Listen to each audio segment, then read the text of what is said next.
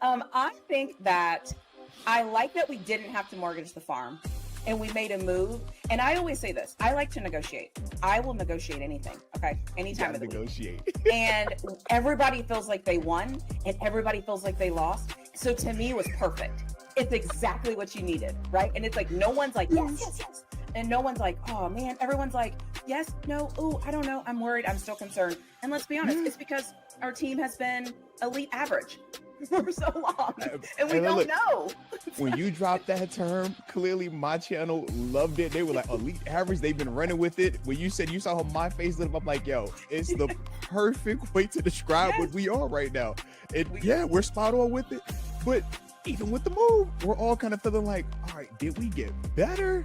Yeah. Did we get worse? We don't know. We kind of the same. It's like, I don't know. What makes it great. I think that is it. Shout out to negotiations. Shout out to winning the deal. Did we win it? Did we not? Was it a bargain? You know what? There's still some questions around those deals. Well, to be fair, that trade. Well, I don't know. John is because that was the Ramsey one. We feel good about the Ramsey one, but me and Kadir had it with the 2 picks. People was like, yo, he closed the door. You know, it's just one of the things. But shout out to another Therapy Tuesday. Shout out to TaNeisha from At Really Flawed. Obviously, we got the collab going on today. Your boy over here, Arthur Boats, feeling amazing. Why? It's not because we won Sunday. We know we didn't. But TaNeisha, I woke up and it was snow outside, TaNeisha. I'm a snow kid, all right? Growing up, Virginia Beach area, I do it all. Because growing up by the water, you don't get a lot of snow, okay? We get nice weather, okay? On occasion, we get a dusting and everything was shut down, but it's not enough to make a snowman or anything like that. Okay. But ever since I've been living up north, right? I had a little couple years in Buffalo, been here in Pittsburgh now a little while. I love that real just snow. I'm like, when we're done with the show, I'm running outside and I'm making a snow energy. Like, that's my type of energy. Yeah, I'm that guy. I want to feel my fingers get numb. Like, little guy was already up this morning. He's like, yo, Dad, I know we were supposed to have school, but school's canceled. Where you going? I'm like, well, school was canceled. The show ain't canceled. I'm like, I'll be back. Don't worry. Look, won't be long, I promise. All right. Yeah. But like this go first. So yeah. Oh man. So I woke up feeling just great. You even see with the colorful shirt, I threw on my Grateful Dead because I'm like, you know what? Some of us are happy, some of us aren't. Maybe we Dead Man Walking, classic group, man. So you know what? Here we are. But let's liven it up a little bit. And, I like the contrast, though. All right, it's a. I know the one day. You know what I mean? Like, usually I'm like bright and all these colors. I'm like the one day I'm like, let me just. But it's cold here. Now, when you say cold, what type of cold you talking about? Because let me see what it say right now. It's like 28 with severe weather, and it's been like snowing since like 3 this morning. It's about 40. It's about 45 here. We gotta breathe. We gotta like a light breeze. It's 45. Feels like it's 42. So that makes all right. There it is. Yeah, it is not even. It's not even really cold here. But what's funny is I like cold. I don't want to live in cold, but I like cold. Okay. And so I don't mind it. I just feel like here, it's like, it'll be really cold and then it won't be for 2 days and then it'll be really cold. And so we get sick and we get all these things because we don't know what to do. So, in my car, I have sandals and a jacket. So it's like, you just... Hey, let's go. Look, shout out to the 4 seasons. Shout out to weather. All right. Absolutely. That's not the only thing, because we always thought that it was just the Steelers that are inconsistent, the Steelers that could just be elite average, the Steelers can make us feel great, sad, it would have all the reasons why or why not. But sometimes the weather can do that as well. Sometimes the weather makes you feel all doom and gloomy. Other days it makes you just feel vibrant. It doesn't matter because of our perspective. Some people hate rainy days. Some people love them. Yeah. The older I get, the more I like rainy days. But when I was younger, I didn't like rainy days. Is that just a me thing? No. I think because when we were younger, we were restricted by rain. It was rain meant we could not do something, whether it was driving somewhere, going outside and playing. Whereas as adults, we're like, oh, we get to relax. It's kind of a vibe when that rain's hitting the window too. I get in my I can't stay in the rain. I'm like, no, I like the rain. Can't let it rain against my window. Like it's cool. Like, it's a vibe. Yeah, listen, I will cancel plans because it's raining. I'm like, well, it's kind of raining, so it's like, I'm like, I love it. Like I'm not gonna make it. You know, it's raining. It's really bad here. I'm like, you remember what our parents told us as kids? You know, you can't go out in that rain. I don't want you to get sick. I just got. Next time. Yeah. Rain true. As an adult, I'm like, why is it not raining? Why is it not raining? Yeah. So, I just think that's funny. Shout out. What else I find funny is I saw your little clips this morning of the show. Look, man. Listen. You've inspired me, all right? I was inspired. Listen. Okay. I was just minding my business, like checking on some work things or whatever. Yeah, and I was like, what play did he? Ooh, like what is this? So you must tell us. Look, man. Us, like what is going on with this? It was some good content that was, that we were able to record Sunday after the game. And I'm over here and I'm like, I always watch you. I'm like, yo, you always cut something. I'm like, you know what? It was some nuggets that were being dropped out in the midst of technology being janky as well. Because when we was dealing with them first 15 minutes of the show, it was all over the place technology-wise. It was. It's so the edit makes it look like normal. It was smooth. It worked. I was like, you know what? Let's go. Listen, shout out to technology. Every once in a while, technology works in our favor. And when it does, it's a great day. All right? It's a great day. I can tell you, listen, TaNeisha, the reason why I can tell you it was snowing at 3-4 in the morning. All right. Shout out to the clips, okay? I know that life. I was like, did he? Yeah. A transition. Yeah, just try to do a little something. Just a little something. Get your spotlight. You know what I'm saying? Yeah. I was thoroughly impressed. I just want to let you know, I was very impressed. I appreciate you. I appreciate you. Well done. Well done. Also, something else that happened really funny is I posted my reaction video yesterday morning, and I'm like minding my business. I'm like at work, and somebody said something, and I saw a comment pop up, and I was like, oh gosh, like what is this comment? And the comment said, "We got headboarded." And I was like, "Yeah, we got headboarded." I love it. Yeah. I was like, I love this because it's like obviously when we're live, like I'm expecting certain things to come up, like it's just normal. But to just be randomly minding my business and then to see the comment pop up and to read it, hilarious. So anyways, I just thought that was really funny. So I saw that yesterday morning. Then this morning you decided you wanted to be a magnificent editor. And I'm like, this is like, we're up from here. Like what could go wrong? What could go wrong? And you were like chopping them up. You got the thumbnails, the boob, and the. I was like, oh my god, you are funny. She said the boob.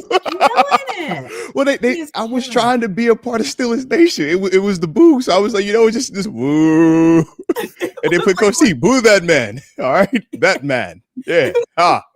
It's so great. Like, and again, like a lot of people won't appreciate the amount of time and effort and energy and all the things it takes to edit anything. So when I saw that, I was like, oh my god! And I think I commented. I was like, I love that. I couldn't watch all of them, but the one that I watched, I was like, I love this. Like, I appreciate you. Like in your own content, all right. You're a key contributor to the content. All right, so we appreciate you as well. And shout out to the homie Mark Bergen. All right, that's been a little bit of a blast, man. Definitely doing the post game panels, man. Really refreshing too. Just hearing different perspectives. Granted, we want to do these with more victories going forward, but we are awful. Yeah, like we 1 for 2 right now. Like, I'm like, it's a vibe, but dang, yo. Like it's so bad. So like, and I'm sure you do too. Like before shows, you're kind of like, okay, what are some things? Like, what are some string throughs or some things that I kind of want to say? And this, I was like, what? What happened was at least you even felt the urge to do that.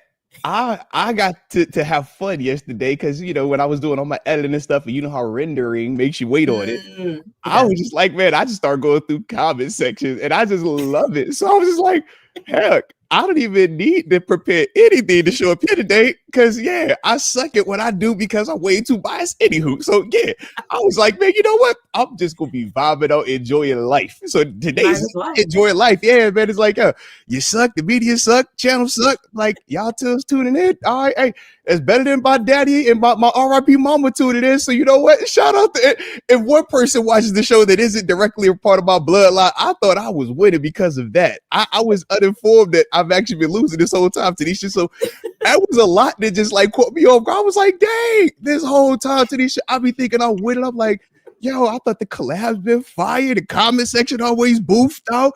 Everybody engaging. I'm like, shoot, I know the subscribers went down, but I was like, it don't say we got 0 subscribers. So at least somebody still tuned in. And I know it ain't my little guy's iPad that I made sure you subscribed on, but hey, man, I'll be appreciated because sometimes I really do got to get reminded that, hey, Moats, you're not the greatest gift to this earth. You're not winning in everything, right? Because I'll be thinking I'm winning in media. I'm like, YouTube straight. I could go do KDK TV, Steelers, you know what I'm saying? Could work with Steelers opposition 97 fan, walked away from day job, Sirius XM calling me ESPN. I'm like, I thought I was winning this whole time, man. But shout out to the comments. I would drop y'all names, but I don't want y'all to feel too important. All right. But yeah, man, I did not know I've been losing this whole time and that I was treading in the wrong direction because it's like all the Westwood One execs, the Odyssey execs, the iHeartMedia execs always tell me you're doing great. We want more of you. I'll be like, dang, bro, I'll be trying to stay in the crib. Yeah, I'm with you. That's why I just showed up today. I'm like, hey, bro, I can't go wrong. All right. I needed to get humble. So shout out to y'all, man. Y'all reminded me that I am not nice. All right. I thought I was nice, TaNeisha. I thought I was. I ain't nice. And I'm in the comment section, right? I am in there hard. Like I am in the comment section. Like you are a comment section warrior. Oh my God. If I could get paid to be in a comment section, let me tell you something. I would make so much money because I love a comment section. And it's always funny because I go through and I'm like, I can't respond to all of these, can I? And I'm like, well, maybe I can. So I'm responding. Yes, you can. And then I see a paragraph where it's like, and you think that, and I'm like, this person took this much time to type to you on your page, on your YouTube. I'm like, I'm not even going to touch that because that I'm going to like it. Yeah, I put the heart on it. Like, if you're willing to comment, anything, all right? Because I know some of y'all feel like, yo, Moats has been losing. All right. If y'all feel like that, man, I'm gonna like the comment. Some of y'all feel like we've been winning with it. I like the comments too. Some of y'all feel like, yo, since we've transitioned to different people on the show is terrible. Some people love the show. I just like anything that y'all got to comment. Because to me, I'm like, man, I remember.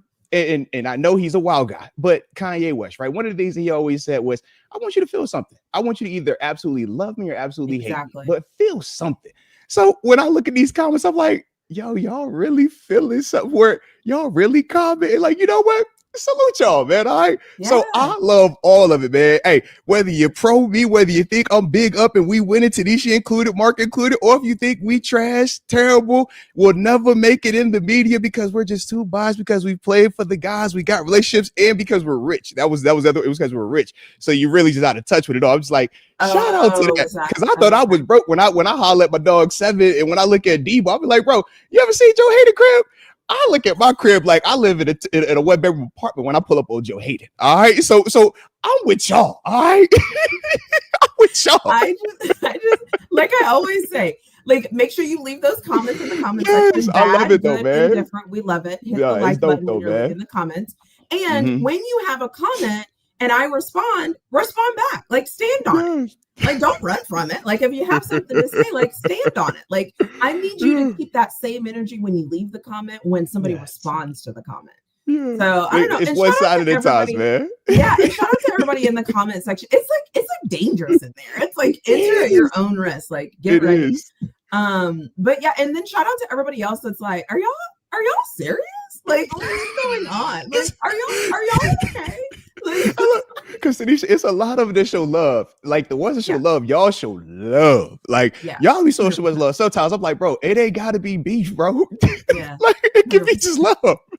Yeah, yeah, man. I get it. I definitely get it. It's you know what it is. It's passion. Yes, and I always say, like, everybody has to have somewhere to place their feelings. And I know with guys and men, we don't like to talk about our feelings, and we don't like to talk about that we're emotional, and we don't want to talk about the fact that we're sensitive over our teams because we can't say those words with men. Never cry. We don't cry. None of that. I understand. Nope. But when you get so like worked up, you're like, I have to say this. And it's like, the other thing is too, is like, I just want to encourage everybody to like watch the whole video sometimes. Some of you are commenting on something and I'm like, we're going to touch on that in about 7 minutes. Yep. I can tell you, I know exactly when you wrote that comment, you missed it. Like you can leave multiple comments. That's fine. But it's like, you were so close.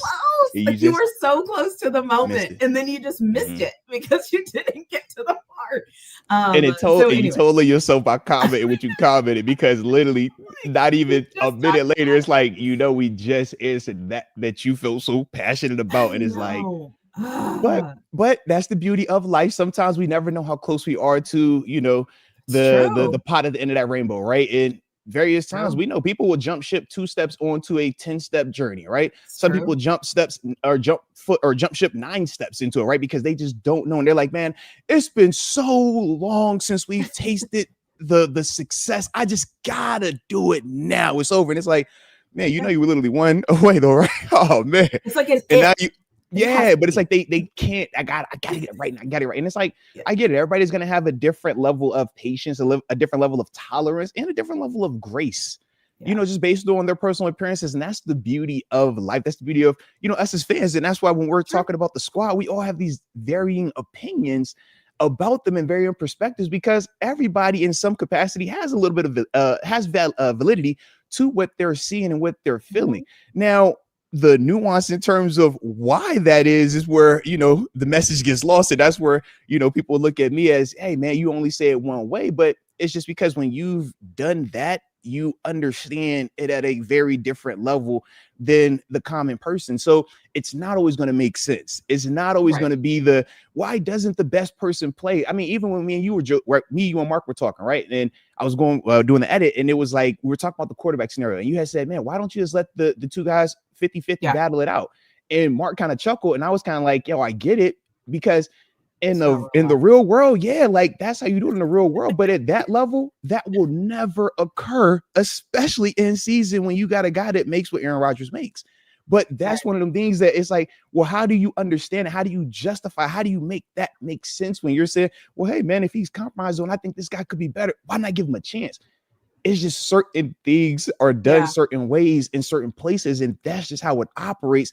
And not everybody understands that. Heck, you remember when the locker room situation came out in Miami, right? With Jake Long and Richie Incognito, how they were talking. It was like, people looked at that like, oh my God, this is an abomination. How do you speak like this? And us athletes were like, bro, that's a casual Tuesday morning. Like, we ain't even got coffee yet, and we hold that, bro. I might have texted you that 5 a.m, bro. Like, But it's certain experiences that people don't understand if you've never done that. And that's the fun part about this, because we, decided to come up here with the platform and we talk about it, and we do allow people to have a place, right? We have the comments open. We can turn the comments off. We can make it where you don't comment anything. You just watch our content and that's it. You don't get to have a voice. But that wouldn't be as fun, right? No. So it's like, yo, you allow that, man. You present that, and that's why it is what it is. But yo, I love it, man. Shout out to y'all. Like I said, the fact that you feel passionate enough to say something. Shout out, man. Shout out. I think too, I also feel like I'm gonna speak for myself. One of the things I love is that I get to learn. And it's like when people say like rich people problems are like, oh, those problems are, I don't have those type of problems. Like my problems are like basic, and it's similar, because to me, I'm like, oh, you have a tryout mid-season, you try it out, and then I'm like, wait, it's a business, you can't do that. And then it took me a minute to multi-billion-dollar business too, right? And I think that sometimes we forget the business side of it because we've never seen the business side of it, if that makes sense. And that makes perfect sense. We only think that it's like, it's this because in my real life, that's how it is. And it's like, no, actually, that's not how this works. And I think sometimes too, and that's always my debate with how much do we blame coaches versus players, And it's like, we can blame coaches as much as we want to. But if you're telling me that a player is there and he can make the choice, if you're watching film and you're seeing guys were wide open and our quarterback missed the guys that were wide open, and you're seeing that our quarterback threw the ball to the guys and it hit them in their numbers and they didn't catch it, how do you then fix yourself to blame the coaching when the play was there? They didn't make the play. And so I think that's the struggle, is we don't do a good enough job as fans of knowing when to blame the coaches for doing something and when to just blame the players for just not executing the thing that's right in front of them. Yeah. And I see it all day on Twitter. Like, I see all the plays. People are like, look at this play. And when I look at the play, I'm like, oh, okay, so he was wide open. He was wide open. Oh, we threw it to him and he didn't catch. He didn't catch it. Well, so is that Arthur Smith's fault that he didn't catch it? Like, it's like this weird thing. But I'm realizing there's nothing in life that quantifies us to football. Like, there's not an equivalent. And so because there's not an equivalent, you kind of make up your own. And you're like, this is what I feel. I feel this way, so it must be this way. And there's, you know what I mean? Like, nobody can ever tell you, like, that's crazy, unless you've known somebody that has played football respectfully on any level. Because they can come and say, no, in practice, they're telling them that.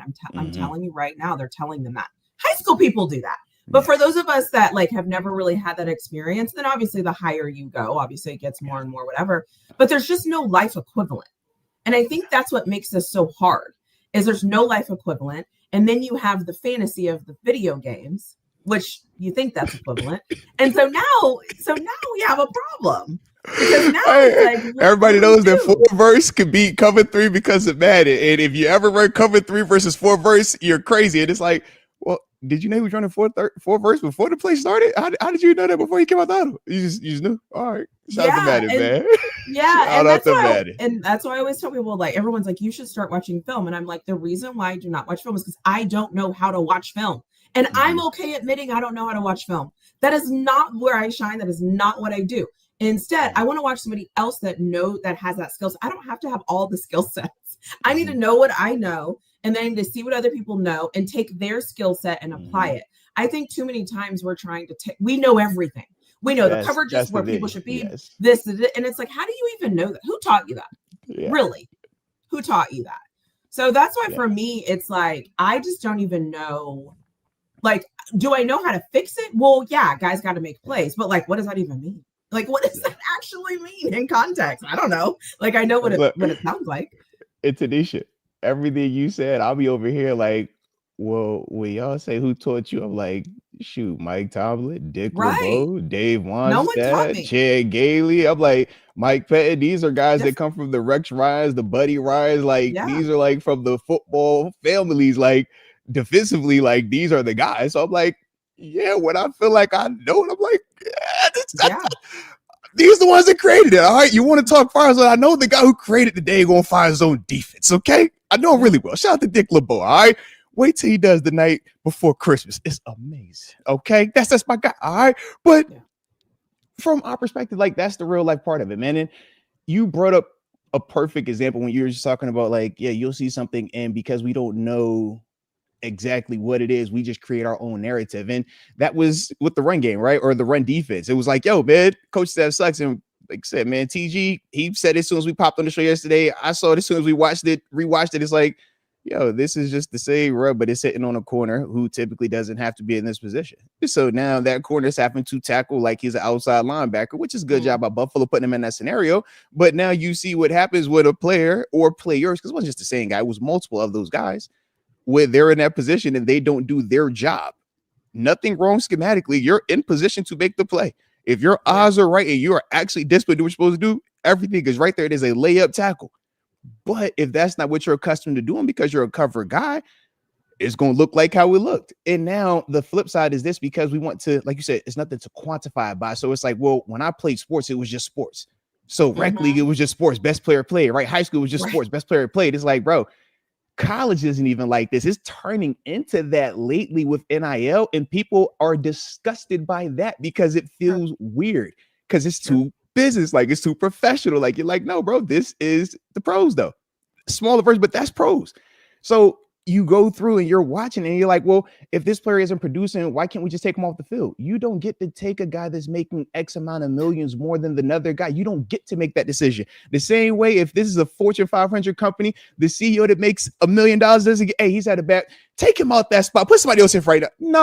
No, bro. You're going to figure that out. You get paid a lot of money. You're going to make extra sacrifice. We need more force multiplier. Yeah, you got the big corner office with the spectacular views.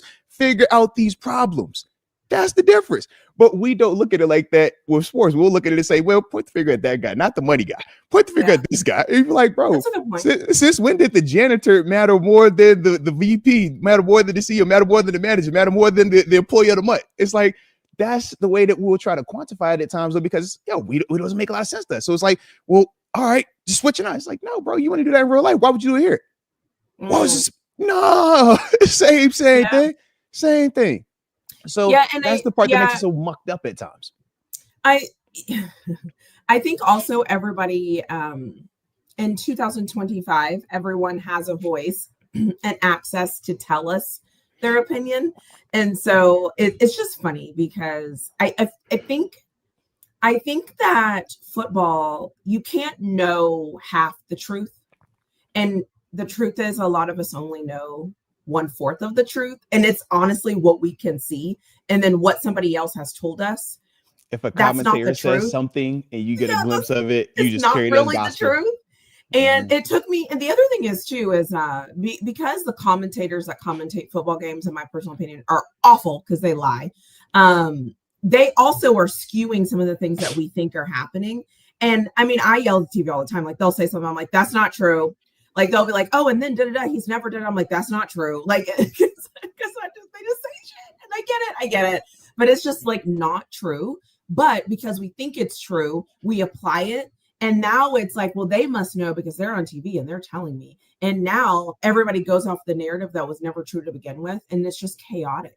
It is just chaotic. So I don't know. And listen, we could be here. We could talk about everything there is to talk about the Buffalo Bills game. But let's be real. What is there to talk about? What? Like, No, TaNeisha, you asked the wrong question. Not what is there to talk about? Because from my perspective, there's always plenty to talk about. But what is it that y'all would want to have talked about that wouldn't be too biased or too this or too that? Because it's like, when you get into the weeds of it, y'all confuse the nuance with, hey, man, it's an apology. And it's like, no, it's just context. But, we've been saying that. So that's why people here just like, man, I'm vibing. Yeah. I think too, when I was thinking about the game after it was over, now I'm 2 days removed, right? And all the things. Mm-hmm. I think the one thing for me, it always goes back to the offense for me. And I'm like, can we catch and score and move the ball? Like now I'm back to basics. Can we just move the chains? It's like I started the season with like, can we score points? And then I was like, okay, if we could just catch the ball. And now I'm like, can we just move the chains? Can we stay on the field longer than 2 minutes? That would be great. Give me like a 4-minute drive. So what I would say is this though, and what you just said though is honestly how we respond when it's adversity. Like we said, man, most people from my perspective that haven't done the professional level, it's when it's too adverse, when it's too, bleak, unplug, blow up, right? Change everything, overhaul everything, right? Fire, big changes, right? Roster overhaul. Whereas for, our perspective, the guys that have done it and been able to do it for a long time, right? Like I said, man, I started playing football at 4, was able to play till I was 30, 31 years old, man. Long time, right? It's the way that we respond is you get back to the basics, man. All right, bro, you seeing too much? Cool. Let's get back to what is the first thing you need to look at when you get aligned. What's the first thing you look at once you get out the huddle?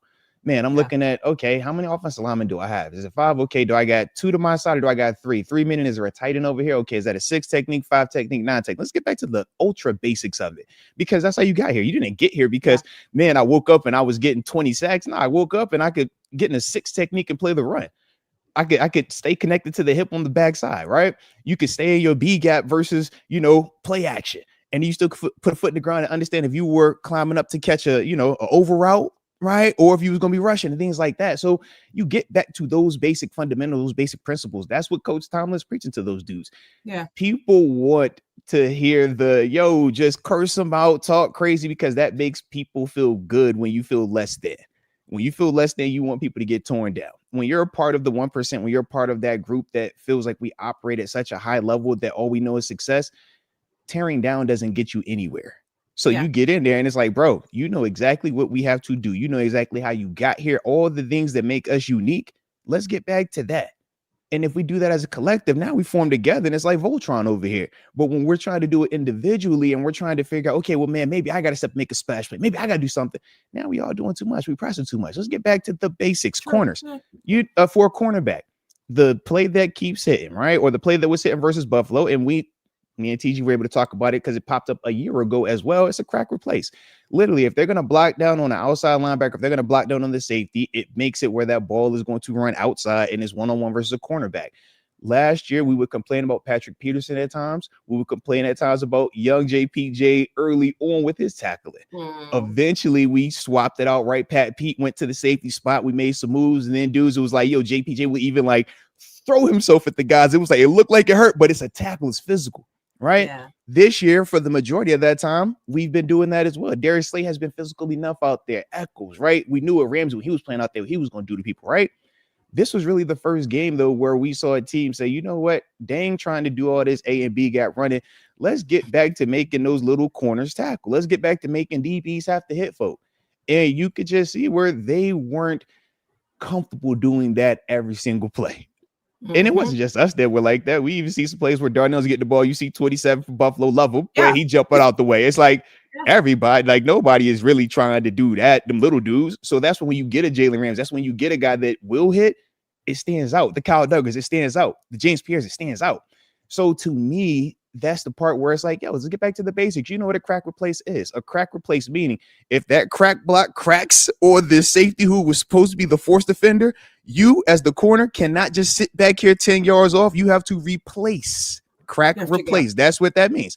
So once you see that, and it's your vision, because that's your coverage anyways, whether you're a deep third zone player or if you're man to man, when that guy cracks, that's a run block indicator, and that triggers you to step forward because nobody else is running. That's your wide receiver right there. That's the coverage. So those are the basic things that come with just seeing what you're supposed to see. Don't overthink it. Guys are in too much of a hurry to make a play. Guys are too much of a let me do. It's like get back to the basics, man. See the routine things. Let's get to here. When you're seeing too much, laser like focus. Yeah. I gotta ask you my weekly questions. Are you ready? Do it. I'm ready. I am ready. This is from our super chat. So were we competitive? Defensively, I would say yes in the first half. Okay, chat. Do you all think we were competitive? No. Well, actually, that was too positive. I'm supposed to say no. I was supposed to say no. But these are our weekly questions. Yeah. We know how this goes. Okay. Yeah, I'm not putting the defense on this one. I can't put the defense on that one. These are the can't same. Do it. Can't do it. So everything goes no. Everything goes no. But defense was. I'm gonna say defense. So you think y'all gave me competitive. Y'all gave me competitive. Yes. Okay. Fair. All right. You know what? I would agree with that. Because they did everything they were supposed to do, especially in the first. They had a great first half. They didn't give up a lead. They never gave up a lead, man. There you go. When that lead got changed, that was offense. And even after that, they still was fighting the war of attrition. TaNeisha, what was them second half offensive possessions? You said it was punt, turnover, punt, or no, excuse me. I said punt, no. It was fumble, touchdown. It was like fumble. It was like fumble, interception. Fumble, touchdown, interception. Yeah. No, it was like fumble. They got the touchdown. Then we intercepted as soon as Mason Rudolph interception when Mason Rudolph came up. I think they went on like a 15 play something crazy. I can't put that on. I'm not putting that on my defense. I know it was a historic performance. I get all of that. No, bro, I can't do that way. Okay. And then the next question: were we consistent? No, not consistent. Not at all. Absolutely not even close. And then the big questions. Okay. Did we get smashed? For sure. We got smashed, headboarded, toes up. Okay. Toes up. It was bad. It was bad. We had to leave the hair done afterwards. All right. It was rough. I have a saving grace. Right. Did the D show up? It did. It just didn't finish strong. We went limp in the end. But we showed up though. We showed it was hitting hard too. Don't tell me that first half wasn't nuts. The pick. The Brandon Eccles pick? That thing showed like cover one. It showed a too high look. Then it showed heavy cover one. Then it showed blitz, and it was the most basic form of just a fire zone defense. I'm like, yo, Josh, you hit him right in the face with it. Oh, but it shows you that everybody is capable of getting fooled, right? And if you can execute it at a high enough level, you can make plays versus even the league MVP, right? Okay, so then think about that, right? So we got competitive. So the scoreboard this week is we got competitive first half. Everything else is basically no. So consistency. No. Yep. But the D did its job in the first half. The D gave me three quarters of a performance, and then it went limp. All right. Okay. It was the war of attrition. It was looking for an extra vitamin. It was looking for. Yeah, it was like, oh, he thought the stamina. Minutes. Yeah, the stamina thought it was ready. It was ready for 35. It could have given you a cool 40. It was the last but they like more. And he's like, bro, I done ran out. Ran up on the field for the normal 35. The leg, he's like, yo, I don't know what to do anymore. Right? Like, dude. what do you want from me? I'm fighting for my life for 35 minutes. And then the extra 7, like it couldn't get any help, no boost from anything. Oh my god! Like, TaNeisha, 42 minutes. TaNeisha, 42 minutes, a long time in that thing. Like what? And the defense wasn't smashing in the first half. The league MVP in that offense had 3 points. And 3. This is a Bills team that be dropping 30 on folk like it's nothing. They had 3 points in the first. No, they were fantastic. It was fantastic. D went crazy. It was fantastic. Like I was thoroughly impressed. I'm like, oh, I want more of this. Like I want more of it. We were all calling for more. We all wanted more. I wanted more. Then at the end, I wanted to phone a friend. So it's kind of like, oh God. And like, they tried. Like they really, really tried. And that's the thing where I'm just like, you hate to see it because it's like, 74 plays. I'm like, yo, you can holler about them running the same run play. We talked about that too. He was like, yo, why do they run the same? It's like, TaNeisha, when you get to 74 plays, an offense might only carry 50 plays, and that's robust when you're talking goal line, hurry up offense, right? 2-minute drill, third down packages, like 50 plays, and that is considered like, yo, yeah, all right, bro, you got a lot going on here. It was 74 plays that they ran. I'm like, bro, what call did you want them to call? Bro, it's like, yo, they're gonna run the same ones and win. It is like we talked about in terms of the corners kind of having their issues. Yeah, offensively, that's not doing enough to make them have to feel like they have to come up out of that situation.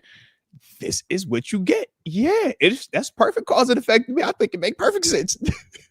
You want to know something even more terrible? My rough math is telling me that in the second half, they were the defense. In the second half, the defense was on the field 20 minutes.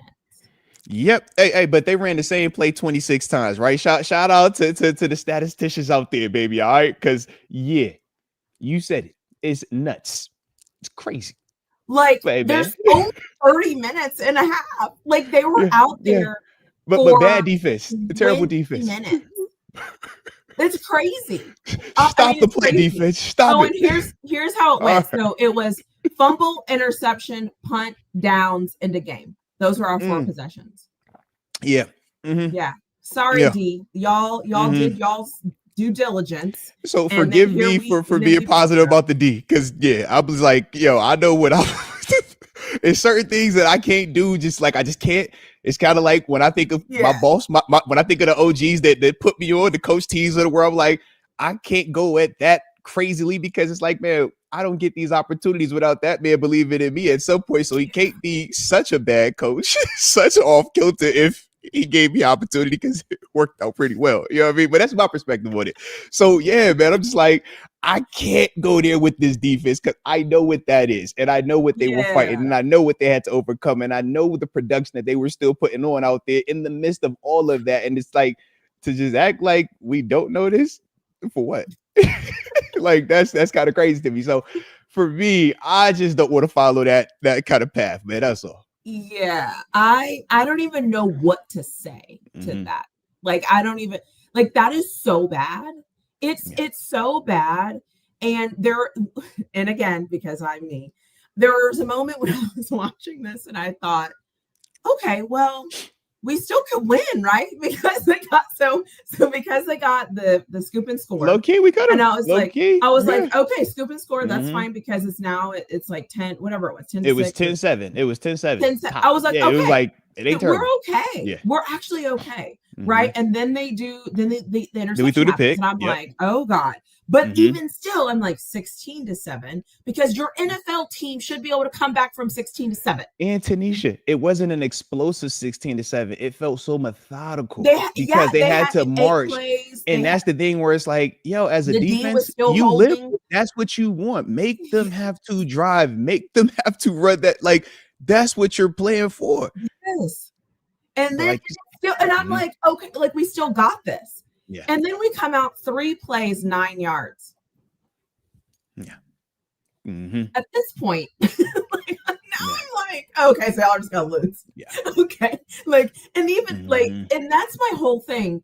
And then that next drive was a 15-yard drive, 83 yards. And I thought that the war of attrition now. It's like, dude, 15 play. No. And I was glad when you brought up the Philly game from a year ago, because you think about it, in the fourth, that was what it was, right? They had the 2 like 15 and 17 play drives, and it's like, defensively, you're executing what you want, right? Make them have to keep snapping that football, keep a lid on it. You know the type of explosive offense that you're dealing with. And we said, man, last year it was, man, we would have everything stopped up, and then it was the one-on-one. You might hit an AJ Brown or Devonta Smith, but it was like, we figured that, we weren't going to allow you to run this football and have Saquon be the reason, and we lived with it, right? Yeah. So this one, it was kind of a similar thing of like, okay, well, we know at times, man, this quarterback can get wild, but we know that they want to run this football. And it's like, all right, make them have to snap it. We're going to stay in this little bit of a too high look. We're going to make you have to run this ball against us, and it was working. And that's the approach, but it doesn't work with you out there as long as you are, because now you can't just say, I'm going to give this guy that, right? Because giving this guy that, if I'm taking away all these other things, is perfect, but it can't be I'm giving him this and these other things also aren't working. So now it's just, it's like, let the big men get all the points. All right, we're going to crash it. You know what I mean? Guard the 3-point line heavy. Let them big guys, man, because them twos ain't going to beat us. Yeah, they're not going to beat us if it's only 10 of them twos, but if they get 32, it's like, yeah, bro, it's a lot of points in here, man. The big dude got 40. All right, like that will kill you tonight. And that's what we did, essentially. Yeah. And I just want to say, too, the chat lied to me. Last week, the chat said, because we play at 4 or 3, or that we are a second game and not a primetime game, we're going to win. And you all lied to me. Okay, remember? Because we lost to certain teams because it was Sunday night. Remember that? Or Thursday night. And so you all lied to me, because we lost this game and it was at 3. And you all said we're better in the day than we are at nighttime. And that didn't show up. And so somebody owes me an apology for lying. Well, because you lied. I saw the other side. I saw where they had already just said, yo, who we drafted. I was on that. I was over here looking at Arch Manning. I'm like, come on, Arch. You're my savior. I can't wait to draft you next year, baby. 2026 QB1. We traded up, baby. Go get it. So much trash. People were like, not you. I'm like, no, you misunderstood the context. You misunderstood what I was saying. That's not what I said. TaNeisha says we taking him, Arch Manning, baby, next year, 2026. That's the guy, baby. That's the guy. So I was on that approach. So I've already figured that we gonna lose the rest of these games anyways. Everybody's supposed to get fired, and that's why my approach is a lot lighter, because it's like, why I don't feel the urgency to like defend it. And then even when we got the OGs, you got the ex guys, they going at the players. I'm like, man, PQ having to talk spicy to them. I'm like, bro. Why are us vets, the alums, talking spicy to the guy, and then the guy's talking back? I'm like, bro, what are we doing? What are we doing? But I said that. I said that and I I'm was just like, yo, wondering, this like, you is guys I don't say like it that, with bro. your That's not. chest. Yeah, I'm like Yeah, that like, ain't what we on, bro. Come on, man. yeah, but again, it goes back to like, who are you going to be in times of adversity? Thank you. What is going to crack you? What is going to be the moment where you get out of your experience and you get emotional men and you get sensitive men and and you you get start doing defensive this. You start men? doing this. It Yes, wasn't me, it it's was like, you. yeah, like and Yep. again, I know I've now said it 2 times on the show around a bunch of men that we have feelings and emotions and we get sensitive, but we do, and everybody does. And how you react when you get sensitive and emotional, like let's bring it in a little Let's bit. take a deep breath. Just Let's, inhale for let's 4, hold it for 4, exhale for 4. It's yeah, relaxing, right. guys. Let's try. Let's all do this. Inhale for. But you know what it is? It's one of those things that it's like, just because you know better and just because you want to see better, you need to pick and choose when you say it verbally. There's things that I do all the time that are probably completely wrong and whatever. You don't have to tell me that here. You can wait till after the show and be like, hey, you remember when you said da-da-da? Let me explain that to you. Oh, okay, cool. That actually makes sense. Cool, thank you. Like, you don't, I think what happens too is like, we want to be on the right side instead of standing on the side of what you're supposed to love. We want to be right. And it's like, I want to stand where it's right. And everybody is seeing it. So now I'm going to say it because I'm going to stand on that side. And like, sometimes like, just stand in it. It's okay. Just stand with it. Just like the season will come to an end. The season will come to an end. And that is when you can say, you know what? I realized kind of in week 10, blah, blah, blah, blah. And then in week 13, it showed up again. And then in week 15. And now because of that, instead we're like, that sucks. Get him out of here. He sucks. Fix it. We suck. We have to fix it. And it's like, now people are yelling at the mics. And now people are typing in all caps. It's crazy, man. It is so crazy. And I'm just be over here just like, oh, do you engage in it? Do you fight the good fight of, man, this is our side? Do you look at it and call everybody out? And it's just like, guys, why? I feel like the kid is this like, you know, I wasn't born into the family. I was adopted into it. You're and like, yo, it's like, yo, I've seen how it's like to be in the foster care system. And now it's like, yo, we got this beautiful family, guys. And it's like, yo, why we beefing? Cause it's like, come on, bro. Like, let's sit at the table. Can we just talk this out? And we all just beefing right now. I bet the Thanksgiving table just like, bro, really? Yeah. I got the OGs beefing with the young G's. And then I got the OGs beefing with the coaches that put us all on. I'm like, bro, what are we doing? Like, come on, bro. Like, why we doing all this, man? How we doing, guys? I was turkey. And what is that old saying too? It's like once it starts to spread, everything is able to infiltrate it. Everything is able to infiltrate it. Right. That is why, yeah. But that's the thing, like loyalty, staying solid, like being like just staying like, there will be a time we will have all off season to talk about how bad it went or how bad it was and that we recovered from it. Man, that was so bad, but we beat the Ravens. You catch what I'm saying? That's my vibe. I'm like, can I get the all of the pieces? The picture. Like, that's what I say in the chat, and they get mad at me. 80% there. It is like, hey, all right, nope. Not the issue. It's like, yo, you still got another 20% that can change a lot. It's because fire everybody, everything is bad, and you still with this division. How stupid are we gonna be looking right now, hollering all that, right? It's like, and that's with the 2-time league MVP. That's with Joe Burrow, aka Joe Shiesty.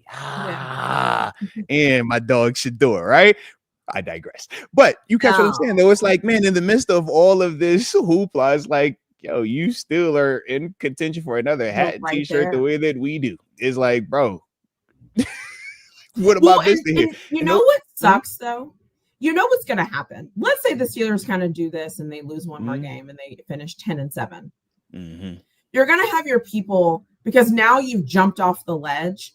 You can't jump back on the ledge once you've jumped off of it. So now it's gonna be we won, but we're still going to lose in the playoffs, so it doesn't matter. Yeah, there it is. Right. There it is. And it's like that again. Like I always say, it's that self-fulfilling prophecy that like you have to be right. And so because you have to be right, now you're almost cheering for the negative to happen. And that's why it's like, it's a weird place to be whenever you're just like, just watch the freaking games. We're in the middle of the season. Like, why are you like, That passion is what real. Is that? Show some That emotional intelligence. Like, relax. Type it in your notes. Take a note from me. What I do is I type that crap in my notes. And sometimes I'll look at my notes and I'm like, I ain't posting that. I ain't saying that. I'm not saying that. I'm saving that. I'm saving that. Because it's like, we need that kind of buffer, because some people just say whatever. And then, I don't know. We play the Ravens this week. Okay. Last week game was terrible. We tried. It didn't work. We tried. Cool. Are you talking about us last week? We're terrible, or the Ravens? Because I seen the Ravens people say the same thing. They said they were terrible. I would say, is that us? Or is that them? Right. So and like the heck, I even saw Steelers fans talking spicy to Ravens fans. The Ravens fans right now TaNeisha, what? TaNeisha, it was Steelers fans talking spicy. I'm talking beat your chest, big boy, spicy to Ravens fans after the game. Like, what did I miss? I love it.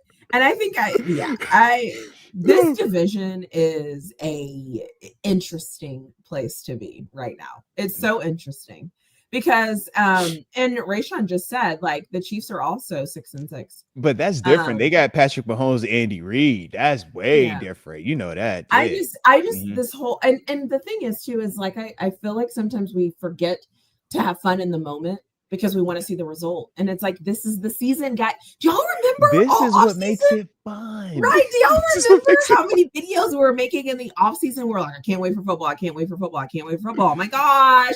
What am I going to do on Sundays? I have nothing to do because football's not here. Hello.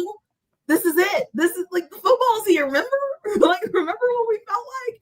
I actually watched some of my videos in the off season, and I was like, because again, I'm trying to prepare for the show, and I'm like, but I'm watching those videos and I'm like, I still don't know the answer. So how I feel doesn't really matter, because I still don't know the answer, because if they beat the Ravens, then everything I said in those videos is true. So I'm like, and then we still atop the division. Oh no, with another division win. Oh no. And then think about this too, right? You hear me say 2-time league MVP Lamar Jackson. You know how TG talks about him as well. He holds him in high regard. But when we bring up Lamar Jackson among Steelers fans, think about how they talk about him. Think about how they view him. It is like, it's like, bro.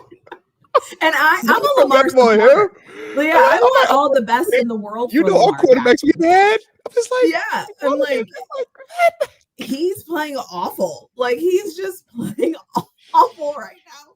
And it's but again, it is, but what I've realized is when you're so hyper focused and hypersensitive to what your team is doing, you lose the ability to understand like what other people are doing. And you know, it's funny, this is so random, but on my channel, obviously I cover Texas, Colorado, and the Steelers. Like, that's what I do. Somebody in my comment section, hook 'em. Hey, shout out to you, Texas Longhorn people. I'm gonna disrupt you for a second, because one of my former teammates who I rock with, shout out to my dude. I keep forgetting that he's a Longhorn. It was just last night. I'm on the IG because I was up late. Marquise Goodwin, right? Shout out to Goody the Olympian. Yeah. He had some flash stuff going on at the cost. I'm like, bro, you do it right. I'm like, yo, it's Texas. You're supposed to do it big. And I was like, Texas. I was like, yo, how did I never even? I'm like, oh, that is a Texas guy. Oh, you know what? Yeah. Go. Yeah. Hook him. All right, go hook him, man. All right. I was like, hey, and everybody is hating us people, right now, too. Shout out to you, Texas people, man. Us right now, too, because we're loud and we're annoying and we're entitled. Oh, my God. He was so loud with it. Like, yo, this is crazy. Oh, this is crazy. Yeah. It's all over right now. Texas up right now. Look, and we have our oh my God, you know, the golden boy. But somebody said in my comment section, they were like, hey, can you make a video about Texas Tech versus BYU for the Big 12 championship game? Ooh. And in that moment, though, I thought, this person knows my teams, but they see me as a football person. Mm-hmm. And for me, that was another moment where it was like, so, and my point is like, they are seeing me outside of my teams.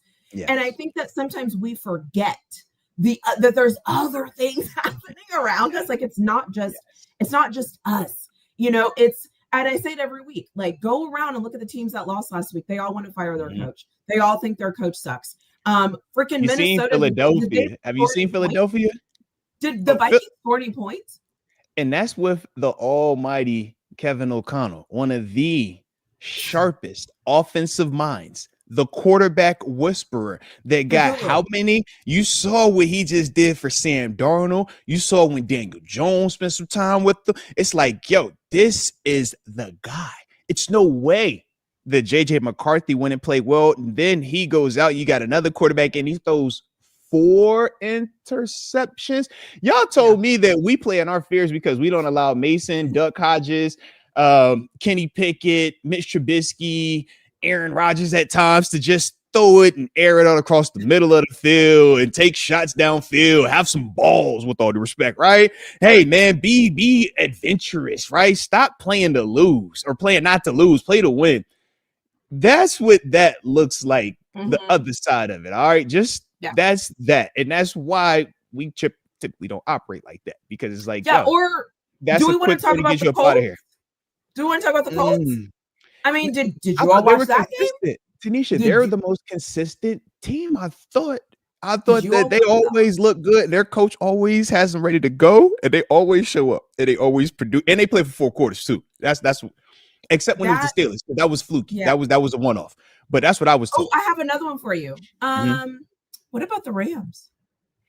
You know, I even picked them in my games of the week. I was like, oh, this is a surefire. If you go put money on anything, you don't bet against Stafford, McVay, the way they're playing. Carolina, what are they? Huh. Well, whoops. So we should definitely fire McVay. McVay, you got to get fired, bro. You did not have your team prepared to go. Terrible. Whoops. Yeah. What about the quarterback play? Like, what about the quarterback play? And again, my point is Matt Stafford is great. No one's going to ever say he's not a good football player. But my point is like it's happening all across the NFL. Yeah. Open your eyes and watch what's happening around us. Like, and now all of a sudden the Texans just can't lose. Like they're just beating everything.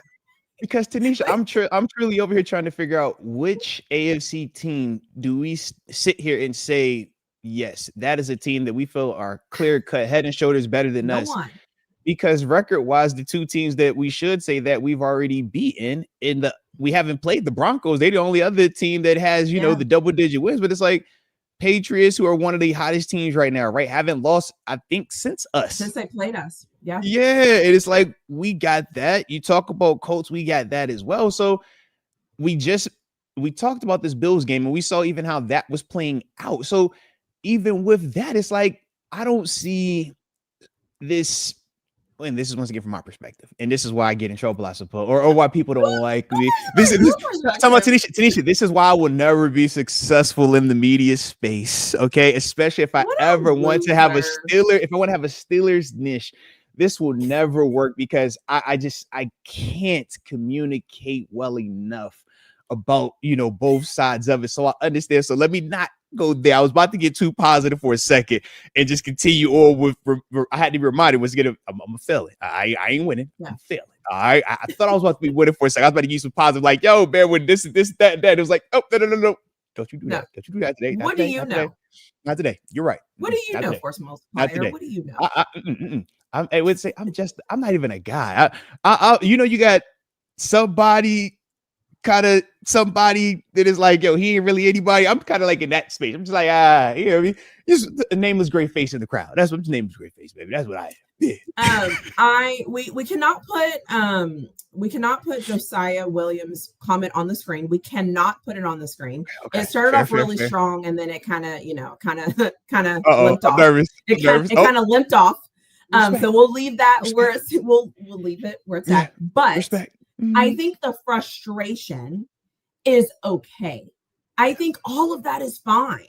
I think it's okay to be frustrated. It's okay to expect more. It's okay to not think it's good enough. That is all okay. We're still in the middle of the season though. And you're frustrated that we're not getting it done. Great. But then there's another game next week. So it's like, we have to pause the frustration in the moment and then let the next week happen. But what's happened is we're already ready to blow it all up and blow it all off, but we're still in it. So that's my thing. You can be frustrated. I'm okay. We're all Frustration frustrated. is real. We're all frustrated. We're all You're annoyed. crazy as heck if you don't think the Steelers players that are going into the facility every single day, leaving their folks every single day, freezing their tail off every single day, having to rewatch these plays and prepare everything. You don't think they pissed off? You don't think when they have to open up their phone and they hear a person who isn't invested even 10% of what these guys have invested into a game has these harsh comments, has these words like, yeah, bro, they frustrated the same way. Difference is, though, they got to go out there and actually put boots to the ground and figure out ways to change it. That's what they're doing. That's what they're hunting. And that's the beauty of it. And that's the part of being the man in the arena, right? We always hear people talk about that. It's like, yo, it's one thing to be the person observing it, watching it, having commentary on it, having your opinions on it. But when you're the person that's actually living it, when you're the person that actually cuts on that camera, when you're the person that actually has to get on that football field and make you jump, make you feel something, that's a different level, man, of importance, man. And not everybody is blessed enough to even come close to even interacting with it, let alone ever being able to actually put those cleats on and actually do that, or even put the headset on and be on that sideline, or even, you know, get the ability to talk about calling a cover 4 or calling a cover 3 or calling for a verse versus a cover 3. It's like, yeah, man, most people never get past Madden. And it's like, man, for them dudes, like, yo, they live this every day. So you're not more pissed. You're not more upset. You're not more angry than any of those dudes. Because for you guys, y'all get to unplug. You get to say, man, I'm going to go cheer for this team. You get to say, man, I just won't show up. When it doesn't work for these players, it's, hey, mommy, daddy, why I got to switch schools? It's, hey, why we can't afford to do this anymore? It's, hold on, what you mean we can't live here? Hey, why do they always yell at us when we getting dropped off? Why they always look at you like that, Dad? Like, that's what that is when they fail. So it's just a little bit different. You know what I mean? Like, so I love the frustration, but trust me, man, when we hear it as players or dudes that have like lived that, you're like, bro, save it. Because yeah, it's not even close to the level of what these dudes are enduring on a day-to-day basis in terms of their level of commitment. And it starts even before you even get to this level. I mean, you've been doing these sacrifices, like you said, most of us as you was in single digit years of being alive. Yeah. And that's why I'm like, be frustrated. That's fine. You're just the goal is that you don't act on your frustrations. You can be frustrated. You can also not act on being frustrated. And I think that's where we sometimes go south, we act on the frustration. It goes both ways, because you'll see players when they're frustrated, how they respond, right? Whether it's, you know, a player making a gesture towards another player or towards a fan, right? Whether it's players when they get on social media after the games, and instead of, you know, kind of understanding how we operate as a society, they decide that, hey, man, I want to talk and I want to fight back. And it's like, man, this ain't the space to fight back. You know why they said what they said. If you want to fight, you know when we fight. We fight on Sundays, we fight on Mondays, we fight on Thursday nights, we fight on holidays, right? With the lights on and millions of people watching. All right. Yeah. Social media isn't where we win. That's not the lane for us. You know what I mean? And I think that's the part that we have to be disciplined as players. But you can say it goes both ways. Fans aren't always disciplined. Players aren't always disciplined. And that's why life is life. Because even though we always clamor and say we want consistency, what in life is consistent except you being born and you dying someday? Like, and taxes. You can't even say taxes are consistent because people don't even pay them consistently. Now you get held accountable for it, right? You go to prison behind it, but people don't even pay them consistently. But when you go to the store, you got to pay taxes. Like, for you, them legit people, heck yeah, man. Yeah, because you know we cash out. You know, we pay. No, I'll pay our taxes, man. All right, you're right. Pay your taxes. Pay your taxes. Pay your taxes. That's so funny. You know, I was like 10 years. I don't remember how long ago. Probably 10 years ago, when somebody told me that they tax gas. Like that's why gas, like the actual price of gas would be one thing if they didn't tax it. And I was like, how come nobody tells you that? Like, why come nobody tells you they tax gas? Taxes a mother, bro. Taxes. Yeah, I did. I never knew that. So anyway, so if you're listening to this and you didn't know that, they do tax gas. I learned that the hard way. Somebody told me that, and I was like, no, they don't. Like they're like, yeah, they do, girl. Like you got to research it. I'm like, okay. We getting got across the board. Yeah, okay. Period. We getting got across the board. But those are the consistent things, though. I was waiting on us to get to it. I didn't know if you was ready yet. Like, I think it's a good one. Yeah, I'm like, I didn't read it, but I think I already read it. I checked it out. Shout out to the homie Devo Savage, man. Cool. You and Devo, man. Shout out to Devo too, man, because I like the fact that he doesn't just show up just to, you know, talk spicy. Sometimes he does show up and he's like, yo, I'm a legit contributor. I peep your game, so I just want to let you know I'm with you, all right? Because you know how we do, okay? So respect to you, man. I appreciate the super chat, though, man. From the heart, we appreciate you supporting the channel, man. That's what, yeah. That's why I'm like when you popped up, I'm like, yo, Debo, like respect, dude, from the heart, because like you said, it's easy to just pop up and do the whole troll thing, man. But sometimes it's like, yo, when it's legit, when it's context, or even when it's, because I even see like your regular comments too. It's like, yo, I rock with you, man. All right, so keep doing what you're doing, baby. All right, it definitely brings a nice little vibe to the show, man. But he says, tired of Steelers fans on X, more commonly known as Twitter, or formerly known as Twitter, crashing out. Grown men acting hormonal and spoiled, spreading wild Tomlin rumors and turning people against our own team. Debo Savage, shout out to you, man. I'm with you. You know, I'm with you, man. Yeah, I get it. Well, I get it. I always say the hardest time to lead is when you're in your feelings and adversity hits and you're emotional and you don't want to. It's the hardest time to do the right thing. It's the hardest time to lead, but it also reveals character and who you want to follow in a time of need. And that's what I always say. If I am at my best when it's all going to hell. Like when it's all going to hell, I'm like, let's lock in, let's get focused. What do we need? Who do we need? What do we need to cut out? What do we need to do? How do we need to organize this? Like, I'm on. Some people don't have that. And it's How do you respond? How do you respond in the face of everybody's adversity? Not both the same. Yeah. Yeah. You know, I always appreciate this, man. I'm a movie guy, TaNeisha. All right, you're gonna learn a little bit about me. I'm a movie guy. I've been watching movies since I was big. That's like my thing. When it's free time, it's like, yo, let's cut a movie on, man. Cut a movie on and we'll listen to some music, right? But one of my favorite movies growing up was The Lion King, because there was this little young lion named Simba, who at the time I was kind of relating to. I'm like, you know what? I'm like, no, like, well, I love Lion King. Like, that's like OG. Like, come on, man. Like, I go and see Lion King on Broadway. You know what I mean? Like when it was at Buffalo scene, when it's like, I love Lion King. All right, I'm a Lion King dude. All right, but Simba, young Simba, right? When he's young, man, he's talking about he want to be a mighty king. You know, he's going through all his stuff and he's taking through his little road. You know what I mean? It's all love, right?